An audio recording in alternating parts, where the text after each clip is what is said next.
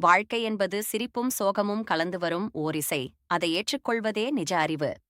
பிறருக்கு உதவுவது வாழ்க்கையின் உயர்ந்த பண்பு. அன்பை விதைப்பவன் எப்போதும் மகிழ்ச்சி பெறுவான். நேரம் போகும், நிலை மாறும். மனிதன் மட்டுமே மாற கற்றுக்கொள்ள வேண்டும். அதுவே வாழ்வின் நிலைபேர். சந்தோஷம் வாங்கிக் கொள்வதல்ல, நன்றி உணர்வில் பிறக்கும் உண்மை செல்வம். பிறர் வாழ்க்கையில் வெளிச்சம் ஏற்றினால் உன் உள்ளத்திலும் ஒளி பாயும்.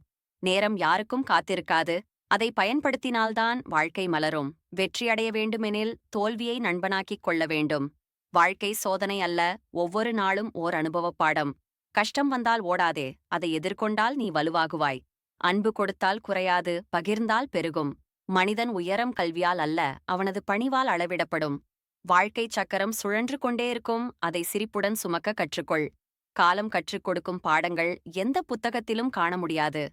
உன் மனசாட்சி தூய்மையாயிருந்தால் உலகமே உனக்காக சிரிக்கும். பொய்யால் அடையும் வெற்றி உண்மையை பார்த்தவுடன் சிதறும்.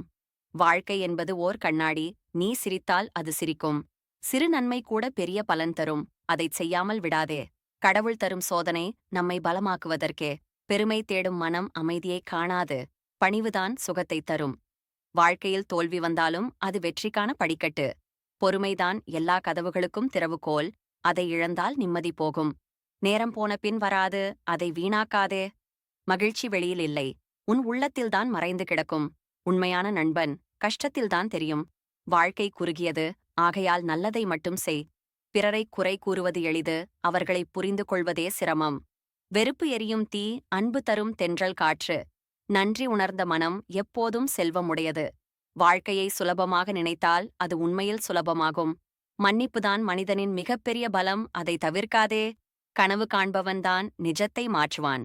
அதிகம் பேசுவதை விட அமைதி பலம் தரும். வாழ்க்கை என்பது ஒரு புத்தகம், ஒவ்வொரு நாளும் புதிய பக்கம்.